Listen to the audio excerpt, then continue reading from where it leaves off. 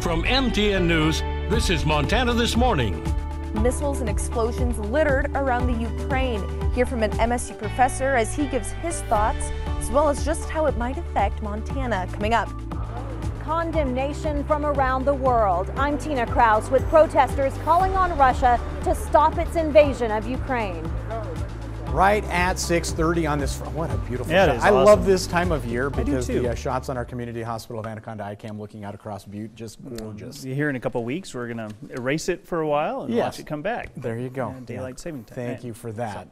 Reminder. It is very cold outside. Yeah, mind you, it's warmer than it has been. Yeah. And we're kind of tempered to it at this point. Right. But it's still dangerously cold, especially when you factor in the wind. Our wind chill values have been 25 below from time to time this morning. 13 below in Butte, 9 below in Belgrade, 6 below this morning in Dillon.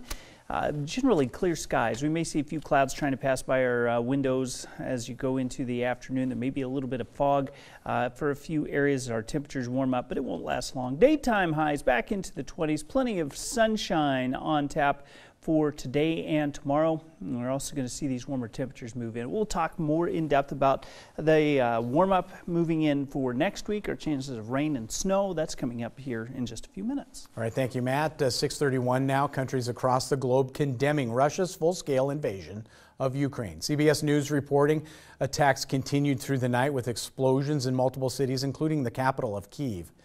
MTN's Jane McDonald spoke with professors at Montana State University who have studied Russia and have personal connection with war and international trade. When he heard about the explosions going on in the Ukraine, Professor Vincent Smith immediately thought of stories that he was told growing up. My mother lived through the London blitzes in the 1940s. And I have heard stories about how terrifying it was.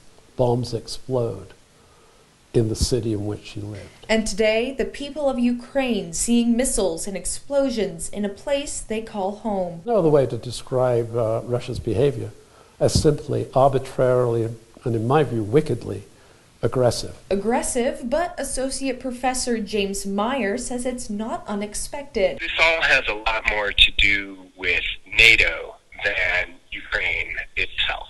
Professor Meyer goes on to say that the goal of President Putin may be the positioning of NATO. Push NATO back westward, closer to where NATO's borders were in 1989. Right now, numbers are changing rapidly, but what will we feel in Montana following the invasion? Well, sanctions on embargoes on Russia's natural gas could drive up price that we pay at the pump, but our wheat farmers may see an impact. Both cash and futures prices for wheat jump by about 12.5% to 15% over the last 2 days. A tragic silver lining from the point of view of humanity is that very locally our farmers may benefit from higher prices.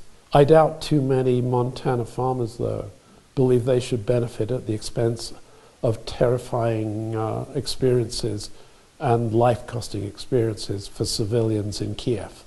In Bozeman, Jane McDonald, MTN News. Now on the international scene, world leaders condemning Russia's invasion of Ukraine and pro-Ukrainian protests are growing around the globe. CBS's Tina Kraus reports this morning from London. From Tokyo to Beirut Russia, go home! to London. I want all people around the world to stop Putin. There's strong support for Ukraine. This is so horrifying and shocking and appalling. Even among Russians like Tatiana Ruzak, who lives in the UK with her 3 children. There's a slight hint of shame in all of this because this is my country who is starting the aggressive invading war. You feel guilty? Of course I feel guilty. Everyone, I think, feels the same. Le président Poutine n'a pas seulement attaqué l'Ukraine. One world leader after another is denouncing Russia's invasion. This hideous and barbaric venture of Vladimir Putin must end in failure. European leaders are promising to hammer Putin with tough sanctions. It is President Putin who is bringing war back to Europe. For Ukrainian Katerina Volovic, the war is personal. Her family is in the line of fire. Of course, it's horrible. I'm stressed. I'm nervous about my parents, and I'm really afraid that a lot of people die. Others are in disbelief. It's shocking. It's just, sorry. I see that you're tearing up. It's quite emotional. Yeah. Protesters know these signs won't stop the war, but they hope someone listening will. Tina Kraus, CBS News, London. Now, Russia claims China gave its backing for the military attack on Ukraine. China has called on all sides to exercise restraint to prevent that situation from getting out of control. Russian invasion, we're already seeing high gas prices at the pump. With sanctions on Russia and uncertainty rocking world markets, those processes are already starting to rise some more. TN's Tom Buchanan has more on the impact you could feel. The invasion of Ukraine by Russia may very well impact the cost of gasoline and natural gas. With sanctions put on Russia by the U.S. and varying countries, Russia may retaliate by mitigating its fuel sales. As Russia invades Ukraine, the U.S. and other countries have vowed to impose sanctions on Russia. These sanctions may cause Russia to in turn stop selling fuel to other countries. As the world's #3 exporter of oil and #2 exporter of natural gas, the lack of fuel could cause prices to rise. The current national average for gas prices stands at $3.54 a gallon, while only a year ago the average was $2.66. While the uncertainty around what was happening in Ukraine caused oil prices to rise, the invasion will likely cause prices to continue to rise. Today, President and CEO of the American Gas Association said that natural gas prices for Americans should remain stable because of vast natural gas infrastructure. But she did mention that certain parts of the country that have forgone that infrastructure may still deal with some higher prices. Alda Vasquez, AAA Montana spokesperson, says that the current gasoline prices will likely continue to rise as the situation in Ukraine develops. It's likely that with the continued advance of Russia into Ukraine, gas prices will continue to go up, especially if the United States and its allies continue to impose more sanctions on Russia. Russia could retaliate by withholding its holding its oil supply from the global oil market. Only time will tell what will happen next as countries continue to announce sanctions on Russia. In Helena, Tom Buchanan, MTN News. The Russian invasion of the Ukraine has many concerned about how it will affect an already struggling stock market. We spoke with one financial advisor who says there are concerns, but it's just one of the factors that will play a role.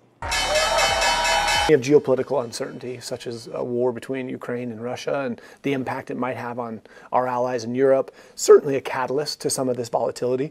You saw that the markets recovered by the end of the day. We were down some 800 points on the Dow. Actually ended up positive at the end of the day. I think the takeaway from there is that's demonstrating how confused the market is with all of these items to be concerned about. Todd Buchanan of Buchanan Capital says other factors such as inflation and supply issues are also affecting the markets. The market heard the list of sanctions that the United States and our allies are prepared to put on Russia, and it did calm nerves associated with that.